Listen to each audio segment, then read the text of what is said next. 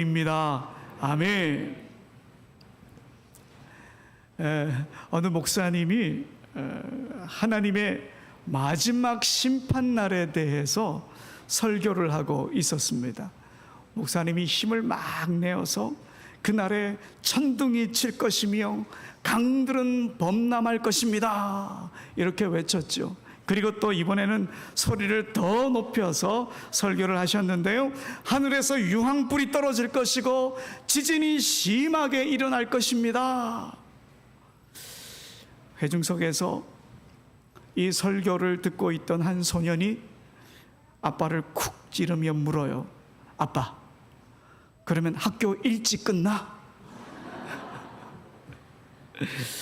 여러분, 이 아이 설교를 엉뚱하게 들은 걸까요?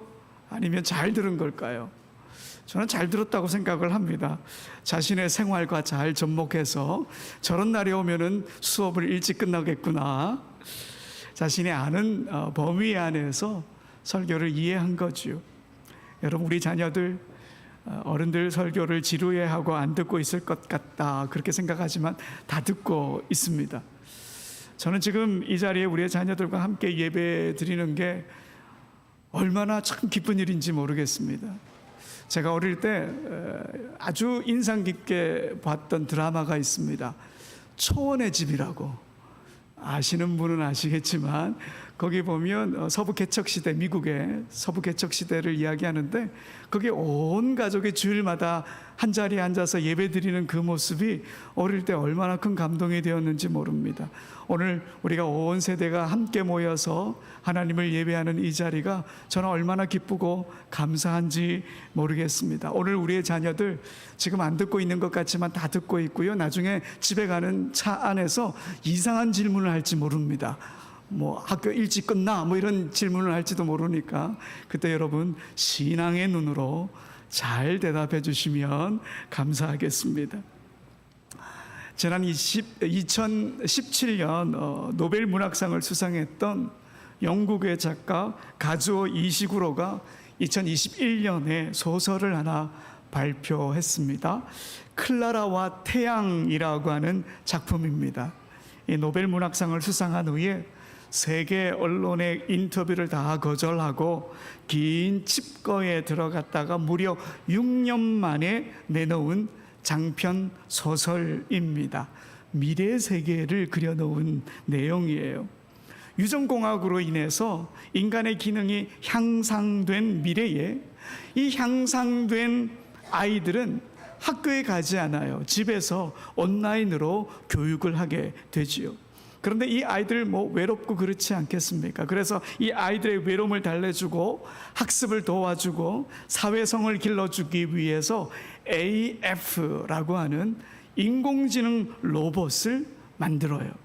이 인공지능 로봇이 B3, 그러니까 3세대까지 만들어졌는데 이 소설의 주인공인 로봇 클라라는 B2, 2세대 로봇이에요. 태양광을 받아야 움직일 수 있는 그런 로봇이죠. 그래서 클라라와 태양. 근데 클라라는 이 태양을 완전히 신적인 존재로 여기죠. 하지만 클라라가요, 관찰력이 굉장히 뛰어나고 배우려는 욕구가 강했어요. 그리고 보는 것을 잘 흡수하고 그걸 조합하는 능력도 뛰어났죠. 그리고 인간의 감정을 잘 이해하려고 노력도 했답니다. 이 클라라가 조시라고 하는 아이의 집에 가서 그 아이의 친구가 되어주는데요, 이 조시는 병약한 아이였습니다. 하지만 클라라는 정말 한결같고 지극하게 이 조시를 대해줍니다. 그가 점점 약해지자 그를 구할 방법까지 찾아 나서기도 하지요. 둘은 정말 멋진 친구가 되었습니다. 그런데 이런 일이 있었습니다. 조시의 집에서 조그만 모임이 있었는데요, 누군가 조시에게 물어요. 조시야, 너는 왜 인공지능 B3를 사지 않고 왜 3세대 로봇을 샀어? 이렇게 물어요. 그래서 조시가 말해요. 지금 생각해보니 그럴 걸 그랬네? 아무렇지도 않게 대답을 해요. 조시가 클라라와 있을 때에는 친구처럼 막 대하다가도 다른 사람들 앞에서는 클라라를 그렇게 달가워하지 않는 눈치인 거지요. 그러나 클라라는 조씨가 성장하는 그 과정이니 그럴 수 있다 여기고 계속 조씨를 돕는 일에 헌신적입니다. 자기 몸 안에 있는 용액까지 기꺼이 내놓을 정도로 말이죠. 인간 조씨를 향한 로봇 클라라의 헌신과 사랑, 그리고 이 둘의 우정을 그린 작품입니다. 우리 청소년부 정도면 충분히 읽을 수 있는 그런 내용입니다. 이 작품을 통해 작가가 우리에게 물어요. 인간이 아닌 낯선 존재인 클라라를 통해서 우리의 인간됨이란 무엇이냐? 이런 지극함이 인간의 사랑과 무엇이 다르냐? 그러면 과연 우리는 지금 어떤 사랑을 하고 있는가? 누가 우리의 친구인가? 이런 걸 질문하고 있습니다. 이 작가 이시구로는 이름에서도 알 수 있듯이 5살 때에 일본에서 영국으로 이주해서 평생을 살아왔는데요. 이방인, 낯선 사람이다라고 하는 이 시선을 받고 자랐기 때문에 누군가의 친구가 되어주는 것, 또 누군가 낯선 사람을 사랑하는 것, 이런 것에 관심이 많았습니다. 그래서 이 작품에서 낯선 존재라 해도 친구가 되어주고 사랑하는 것이 인간됨이 아닌가, 그런 메시지를 던져줍니다. 영화로 곧 만들어진다고 하니까요, 기대가 되기도 합니다. 이제 2학기를 맞는 사랑하는 우리 자녀들, 여러분의 친구는 누구입니까? 그리고 여러분은 지금 누구의 친구입니까? 이번 학기엔 누군가의 진정한 친구가 되어주세요.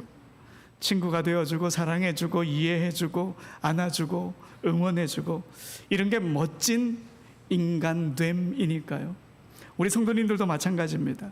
낯선 존재인 이방인들에게 열린 마음으로 다가가신 예수님처럼 누군가의 친구가 되어주는 우리 모두가 되었으면 참 좋겠습니다. 근데 여러분, 성경은요, 단순히 친구가 되어주라 이런 의미보다 한 단계 더 나아갑니다. 제사장 같은 친구가 되어주라. 이게 바로 오늘 본문의 내용입니다. 이스라엘 백성들이 모세와 함께 이집트를 탈출해서 광야길로 들어선지 한 50일 정도 되는 날이었습니다. 하나님께서 시내산에서 모세를 부르셨어요. 하나님과 이스라엘 백성 간의 언약을 맺기 전에 하나님께서 모세에게 이런 말씀을 해주십니다. 내가 이스라엘과 언약을 맺으면 이스라엘에게는 새로운 정체성이 생길 거야. 그러면서 오늘 본문의 말씀을 말씀해 주셨습니다. 여러분, 오늘 본문의 말씀 새 번역으로 19장 5절에서 6절 우리 함께 읽어봅시다. 시작. 이제 너희가 정말로 나의 말을 듣고 내가 세워준 언약을 지키면 너희는 모든 민족 가운데서 나의 보물이 될 것이다. 온 세상이 다 나의 것이다. 그러므로 너희는 내가 선택한 백성이 되고 너희의 나라는 나를 섬기는 제사장 나라가 되고 너희는 거룩한 민족이 될 것이다. 너는 이 말을 이스라엘 자손에게 일러주어라. 아멘.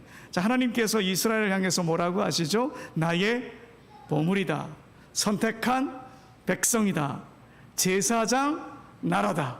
거룩한 민족이다. 이렇게 말씀하세요.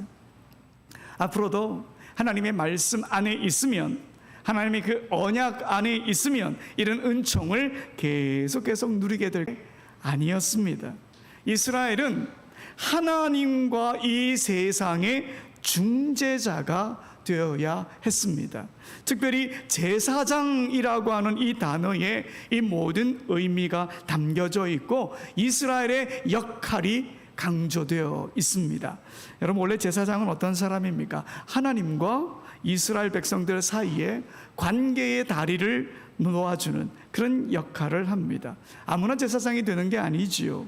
레위 지파 중에서 아론의 자손이 제사장이 될 수 있었습니다. 선택받은 거죠. 그리고 제사장은 이스라엘을 대신해서 하나님께 제사를 드리기도 하고 하나님께 중보 기도를 드리기도 합니다. 제사장은 이스라엘의 필요와 간구를 하나님께 전달하고 하나님의 뜻을 이스라엘에게 전하는 그런 역할을 했습니다.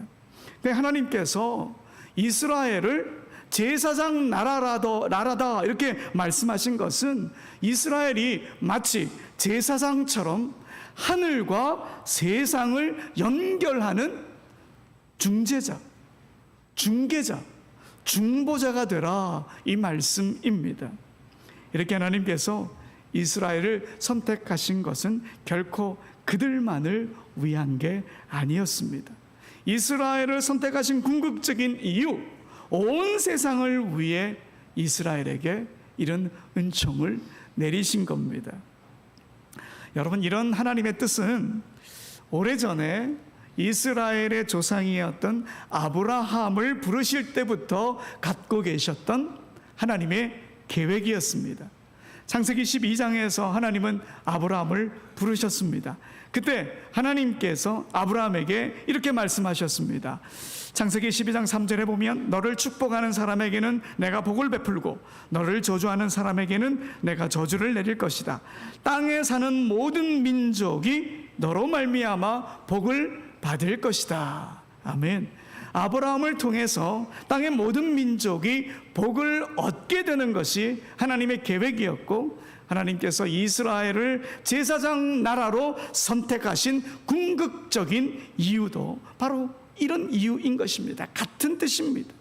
이스라엘 자신만 거룩하게 되게 하는 것이 아니라 이스라엘을 통해서 온 세상이 거룩하게 되는 것, 이게 바로 하나님께서 이스라엘을 선택하신 하나님의 뜻이고 계획이었습니다.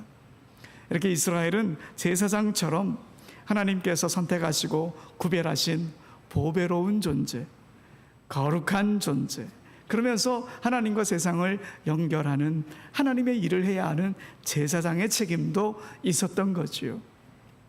그런데 여러분, 예수님 또한 이 세상에 제사장으로 오셨습니다.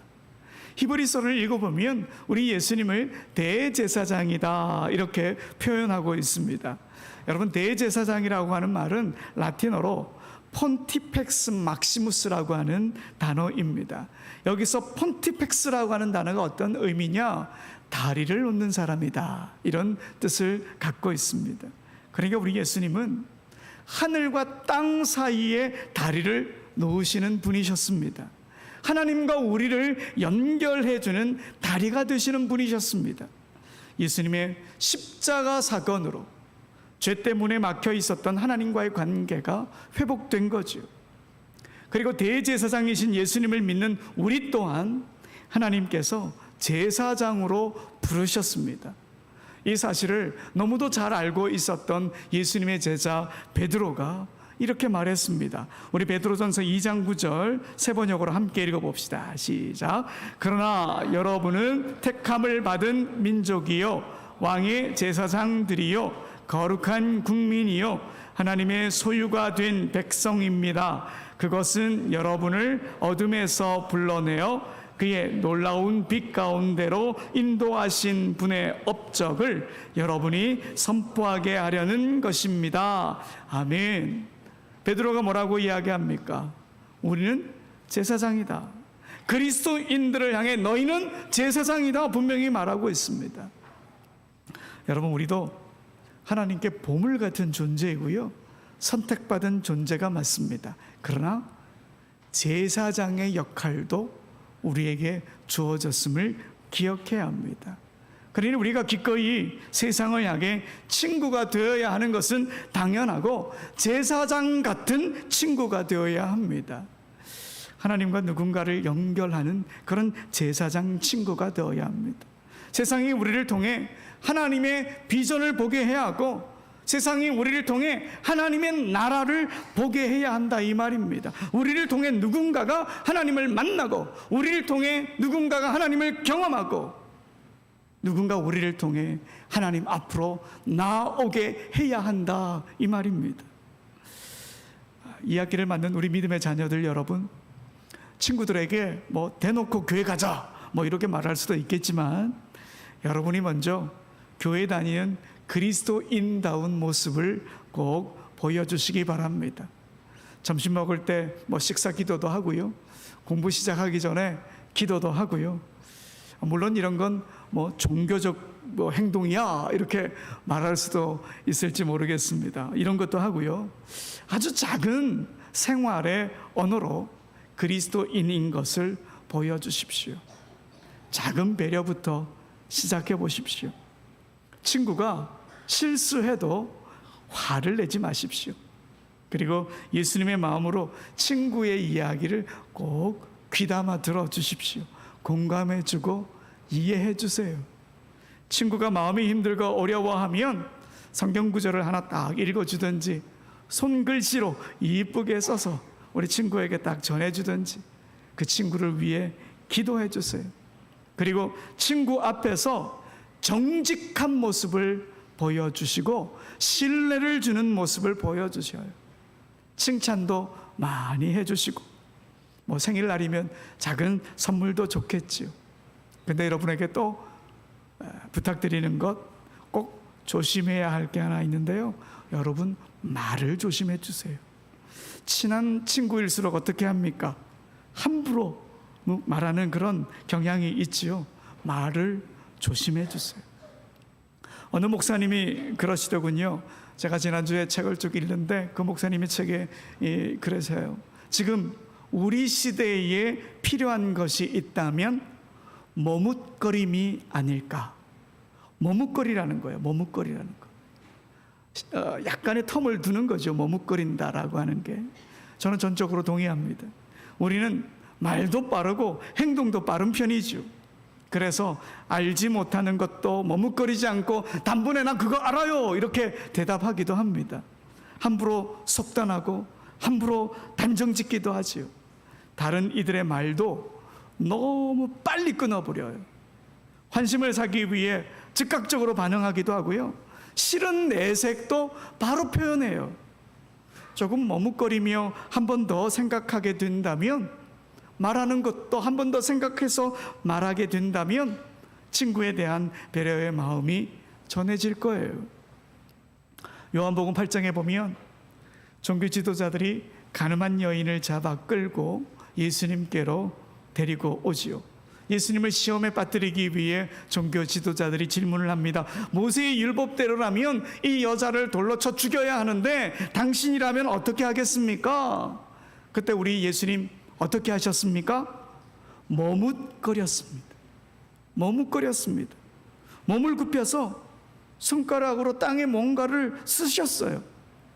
흥분하고 있는 이 종교 지도자들을 진정시킬 뿐만 아니라 붙잡혀 와서 떨고 있는 이 여인을 진정시키기 위해 시간을 보셨습니다. 머뭇거리셨습니다. 그 머뭇거림 후에 주님이 말씀하셨습니다. 너희 중에 죄 없는 자가 먼저 돌로 치라. 여러분, 이름이 알려지지 않은 이 여인, 예수님의 머뭇거림으로 인해 하나님과 분명 연결되었을 겁니다. 하나님의 긍휼하심과 하나님의 용서하심, 하나님의 은혜가 어떤 것인지 깨닫게 된 거죠. 그리고 분명 하나님 앞에 바로 선 자로 이후는 살았을 것입니다. 여러분, 이렇게 머뭇거림을 통해 주님의 따뜻한 마음이 우리 친구들에게 세상에 전해질 것이고, 그들이 주님께로 나아오는 조그마한 문이 열리게 되는 것이죠. 물론 진리의 말씀을 선포하고 정의를 이야기할 때는 머뭇거리면 안 되겠지만, 하지만 인간관계에 있어서는 우리가 조금 머뭇거릴 필요도 있다. 친구 사이에서는 막 대하기보다 살짝 머뭇거림으로 신중해야 하는 것이지요. 지난주에 설교를 준비하면서 가왕 조용필의 걷고 싶다, 이 노래가 딱 떠오르더라고요. 노래가 떠오르시는 분이 계신가 봐요. 2013년 조용필 19집에 수록된 노래인데, 김이나 씨의 글에 노래를 붙였습니다. 그 노래 후렴 가사가 이렇습니다. 난 널 안고 울었지만 넌 나를 품은 채로 웃었네. 오늘 같은 밤엔 전부 놓고 모두 내려놓고서 너와 걷고 싶다. 너와 걷고 싶어.